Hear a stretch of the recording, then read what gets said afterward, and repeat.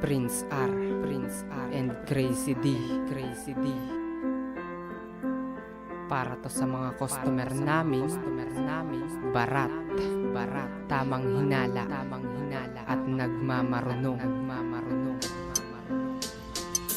Ang sarap mong saksakin ng Panginoon, dadaling kita sa aking pinag-aralan, para iyo din naman na malaman kung magkano ang aming binabayaran sa tuwing kami inyong binabarat lang. Di naman lahat kami ay magnanakaw, bakit lagi nyo na lang kaming pinagdududahan?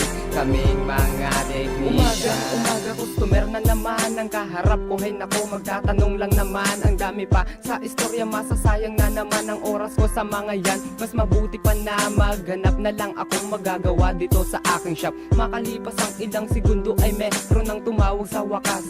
Sa akin nagtanong kung magkano daw ang paggawa ng cellphone na ayaw nang mag-on. Sabi ko, ganito kasi yan ma'am, mababa na sa mababa ang singil ko na yan. At ang sabi niya sa akin ng mahal naman, pwede ba tawad naman at magkapit bahay naman? At ang sabi ko, pwede ma'am, wag ako, iba na lang. Kung mambabarat ka lang, di bali na lang. Kung walang magawa sa maghapon ko na to, basta hindi ako mapagod dahil lang sa cellphone mo. Ang sarap mong sapsapin ng Panginoon, dadaling kita sa aking pinag-aralan, para iyo din naman na malaman kung magkano ang aming binabayaran sa tuwing kami inyong binabarat lang. Di naman lahat kami ay magnanakaw, bakit lagi nyo na lang kaming pinagdududahan?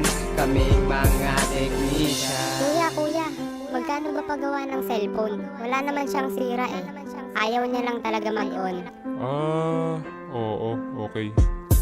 O diba sa'yo na rin nanggaling na wala naman palang problema yan, iba't dinala mo sa akin yan. Kaya ka nga nandito kasi nga sira na yan. Sino ba naman hindi mababaliw sa customer na yan?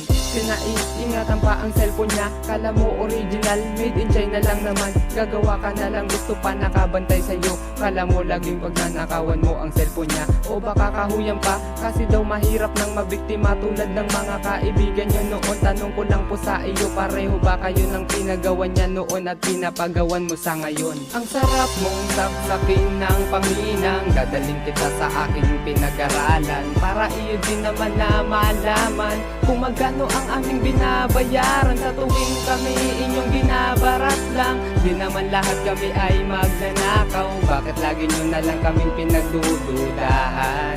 Kaming mga technician. Boss, magkano ba repair mo nito? Madali lang naman to eh. Kasi may umaalog lang sa loob. Hihinangin mo lang siguro yon. Tapos okay na yun.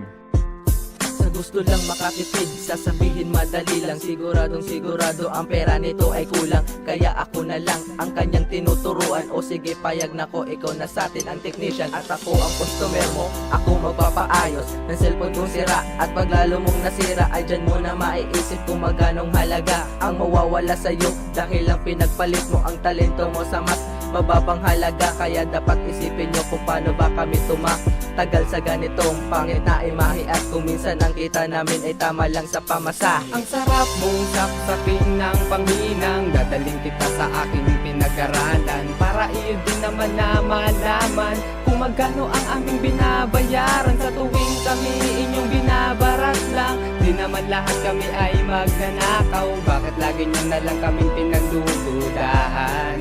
Kaming mga technician.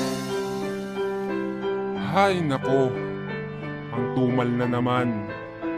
Ano bang nangyayari sa mga araw ko? Mag-aartista na lang talaga ako.